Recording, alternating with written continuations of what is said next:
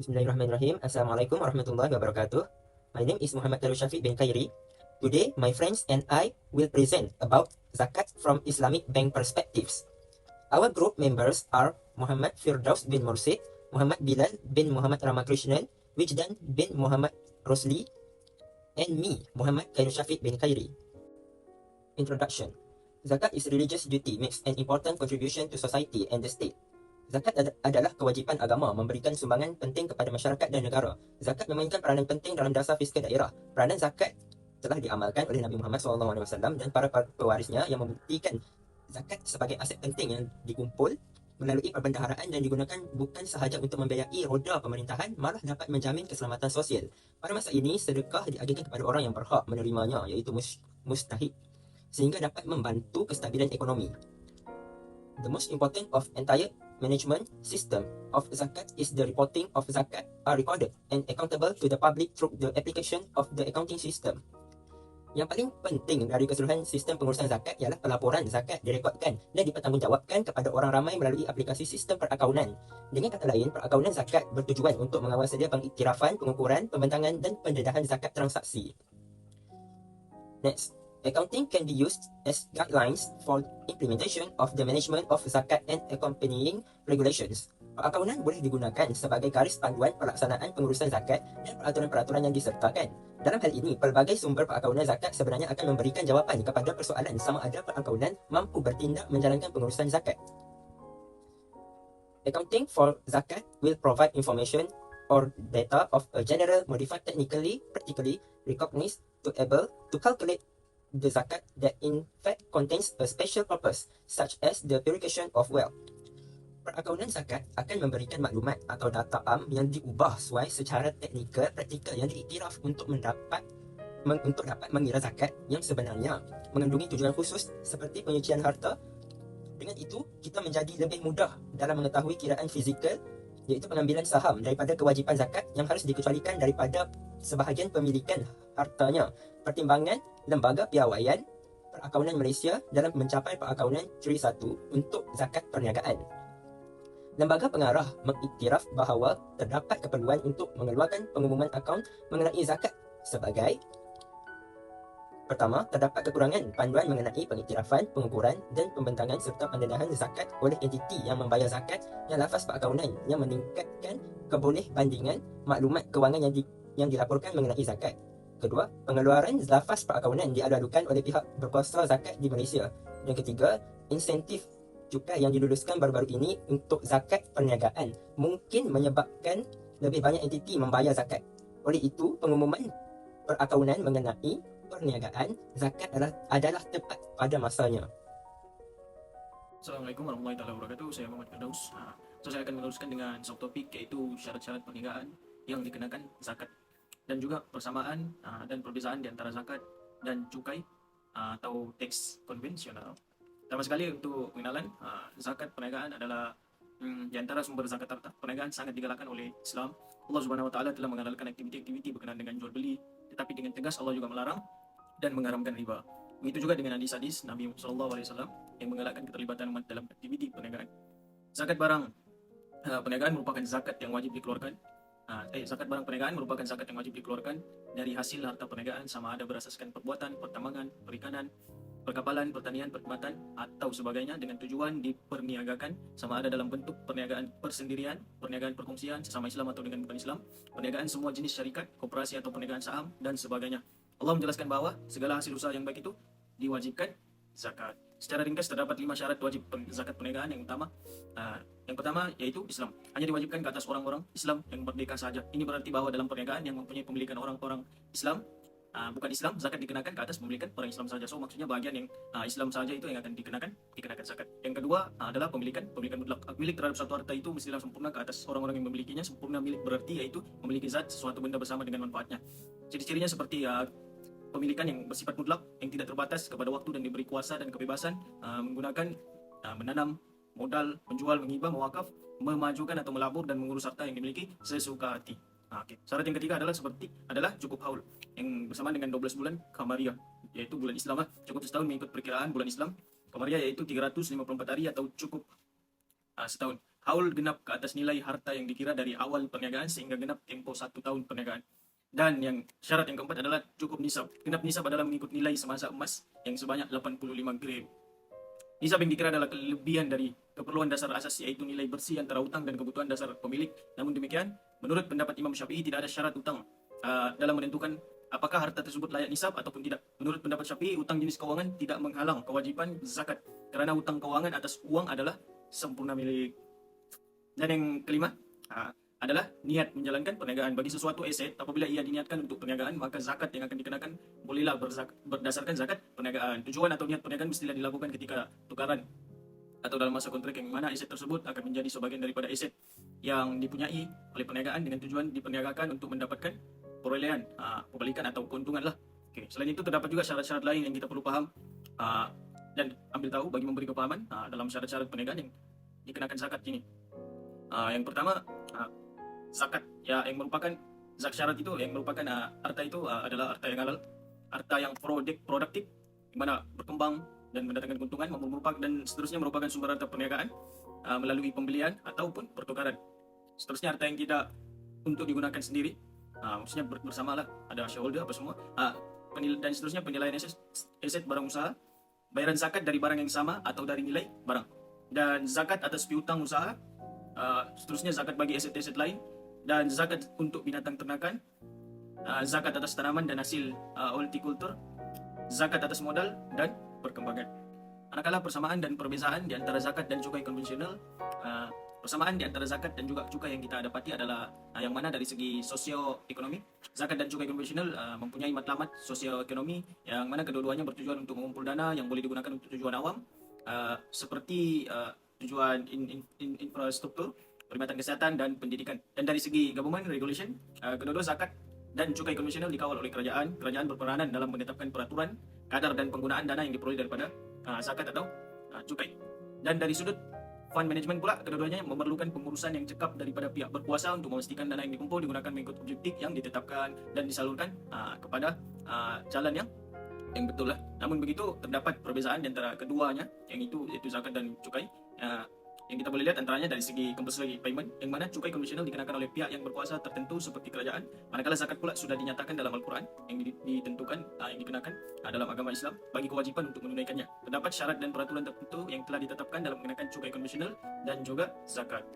Oke, perbezaan yang kedua adalah money raised for government purpose, yang mana cukai yang dikenakan oleh pihak kerajaan, kutipan tersebut menjadi sebagian daripada hasil kerajaan. Kerajaan dijangka menggunakan uang tersebut untuk kepentingan kegunaan negara, dan ini berbeza dengan zakat yang merupakan satu bentuk jaminan sosial di mana muslim yang berkemampuan dari segi keuangan mengetepikan sebagian daripada harta mereka untuk mereka yang memerlukan. Maksudnya untuk dia mengeluarkan zakat untuk kepentingan untuk orang yang lebih memerlukan.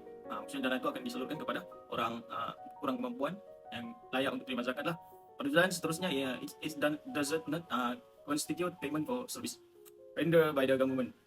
Cukai yang dikenakan oleh pihak kerajaan merupakan satu cukai yang berbalas dalam bentuk perkhidmatan yang diberikan, maka dengan itu mereka perlu membayar cukai konvensional. Ini berbeza dengan zakat yang mana uang yang diperoleh bukanlah dari sumber perkhidmatan ataupun berbalas. Justru ianya adalah dana yang semata bukan untuk kerajaan, melainkan bayaran yang telah diwajibkan dan untuk orang yang memerlukan tanpa melibatkan perkhidmatan atau timbal balas. Oke, selain itu perbezaan yang kita boleh lihat dari segi penalti atau denda.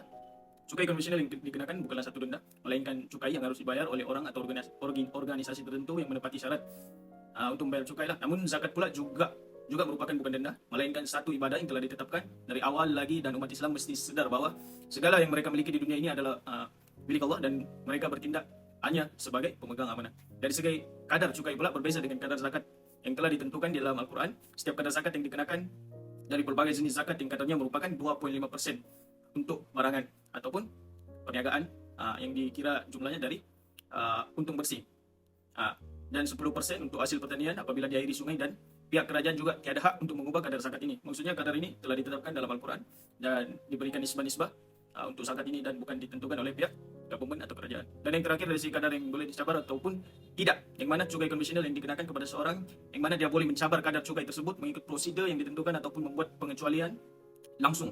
Maksudnya yang mengelak dari cukai lah, cukai konvensional. Berbeza dengan zakat yang mana kadarnya tidak boleh dicabar dan ianya adalah muktamad yang merupakan zakat dikeluarkan oleh orang Islam untuk menunaikan kewajibannya kepada Allah. So memang berbeza lah. So dari segi kadar tadi tu. So maksudnya kita kalau nak elakkan pengecualian cukai, kita boleh cabar lah by law. Yang penting kita ada bukti-bukti seperti statement, dan berbeza dengan zakat.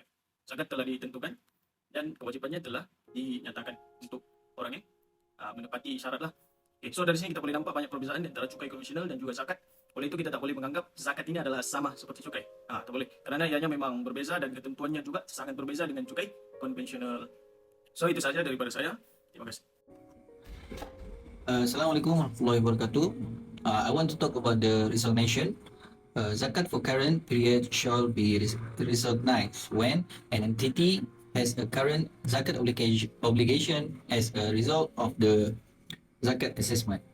An outflow of the resource embodying economic benefits will be required to satisfy obligation. The amount of zakat assessed shall be recognized as an expenses in the period in which it is incurred. The expenses should be non-operating expenses.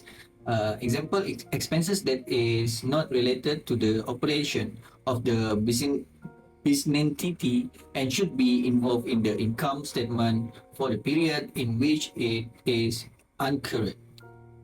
When an entity pays zakat on business, the amount of the zakat assessed is recognized as an expenses and included as the deduction from the net income in the income statement of the entity. This treatment is appropriate. It reflects the discharge of the financial obligation of the entity. In addition, the treatment also complies with the definition of expenses in MASB, proposed framework for the preparation and the presentation of financial statement, which is defined as decreases in economic benefits during the accounting period in the form of outflow or depletions of asset or incurrence of liabilities that result in decrease in equity. Other than those relating to distributions to equity participants. Next is assessment of zakat. Zakat base is the net adjust amount of zakat assessed and liabilities used for or derived from business activity. An entity is advised to refer to the relevant zakat authorities for future guidance in determining the net adjust amount of zakat asset and liabilities. In determining zakat base, an entity may apply one of the following method as recommended by National Fatwa Council of Malaysia. Adjusted working capital, which means net current asset, and B is adjusted growth, which is net owner equity. The adjusted working capital method calculates zakat based as net current assets, adjusted for items that do not meet the condition for zakat asset. Some of the item may overvalue assets subjected to zakat, such as prepaid dividends, utilities, deposit, and other similar things. These are not related to business activity and therefore need to be deducted from the current asset. The adjusted growth method calculates zakat based as owner's equity and long-term liabilities, deducted for property, plants, and equipment, and not current asset, and adjusted for items that do not meet the condition for zakat assets, and the liabilities as determined by the relevant zakat authorities. Whatever method used shall be applied consistently from period and another. Zakat rate.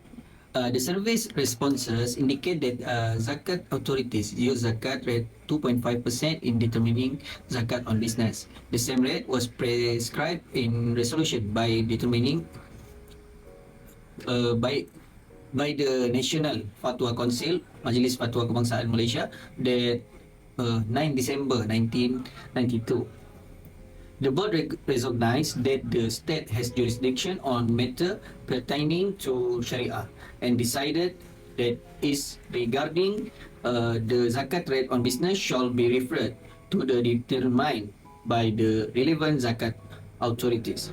Any Muslim who makes nisab require is obligated to pay 2.5% on his or her income as zakat.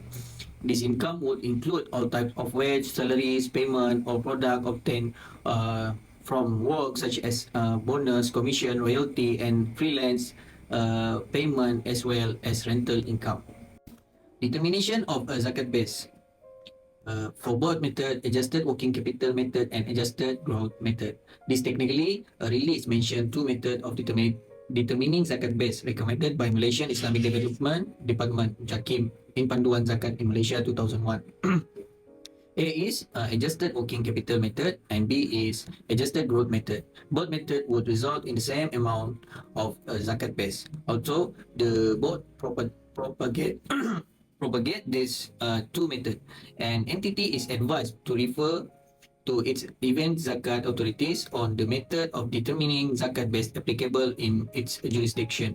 Zakat base is the net adjusted amount of zakat asset and liabilities used for or derived from business activity. An entity is advised to refer the relevant zakat authorities for further guidance in determining the net adjusted amount of zakat asset and liabilities. Last but not least, measurement. TRI-1 state that an entity shall measure asset and liabilities on the same measurement basis used in a preparation of its financial statement.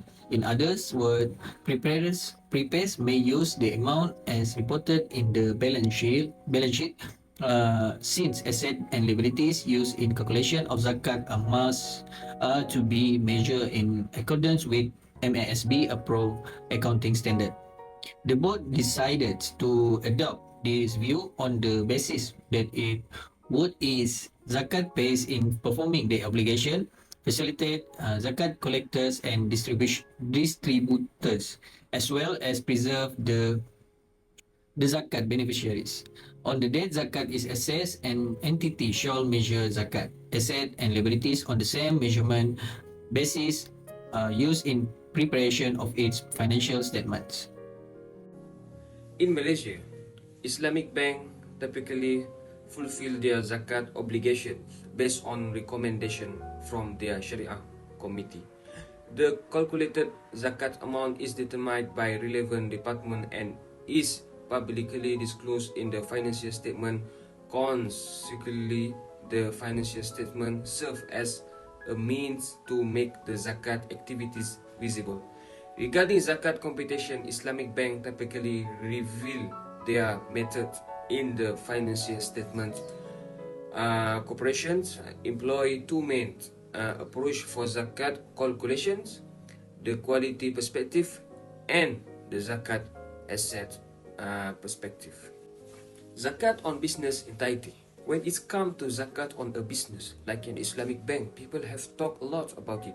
If the business is a sole proprietorship, there's no debate about whether it should pay zakat because it's already included in the zakat on trade inventory. We call it urud al-tijara. Some scholars opinion that the company assume its own personality to conventional juridical legal personality separate from its shareholders.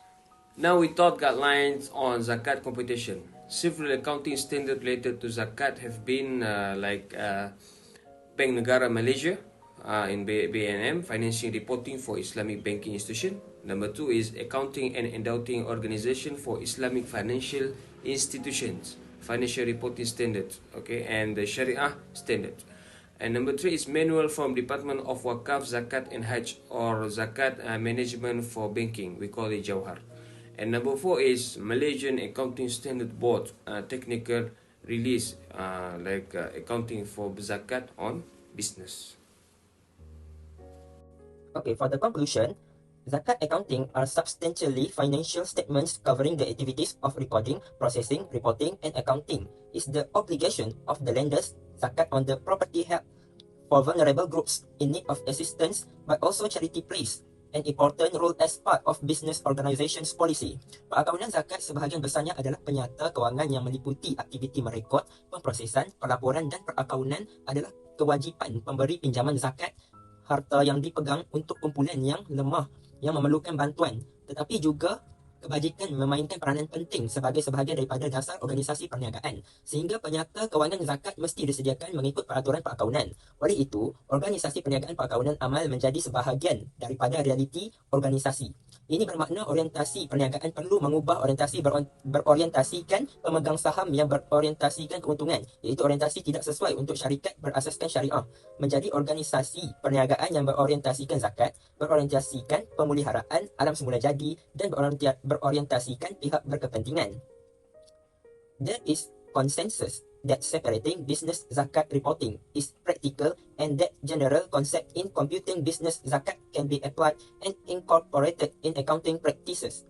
Terdapat konsensus bahawa pengasingan pelaporan zakat perniagaan adalah praktikal dan konsep umum dalam pengiraan zakat perniagaan boleh diaplikasikan dan digabungkan dalam amalan perakaunan. Pengiraan zakat yang berdasarkan kekayaan perniagaan boleh menjadi alat penting untuk pengukuran prestasi dan perakaunan zakat adalah sangat penting. Zakat disclosure should be analysed beyond religious perspective. The information disclosed will not only help Muslims in determining their zakat obligation, but it can also enhance the value of the financial statement. Pendedahan zakat harus dianalisis di luar perspektif agama. Maklumat yang didedahkan bukan sahaja membantu umat Islam dalam menentukan kewajipan zakat mereka, malah ia juga dapat meningkatkan nilai penyata kewangan. Oleh kerana pendedahan itu tidak bertentangan dengan mana-mana prinsip perakaunan, ia harus diamalkan. Selain itu, pengamal perakaunan perlu mengamalkannya kerana mereka percaya pada warisan nilai baik pengimportan. Perlu diingatkan juga bahawa kesukaran yang timbul dalam pengiraan zakat perniagaan akan menyumbang kepada kelewatan pembayaran atau tidak membayar zakat menyebabkan kutipan zakat berkurangan dan agihan kepada asnaf berkurangan. Okay, that's all from us. Thank you. Assalamualaikum warahmatullahi wabarakatuh.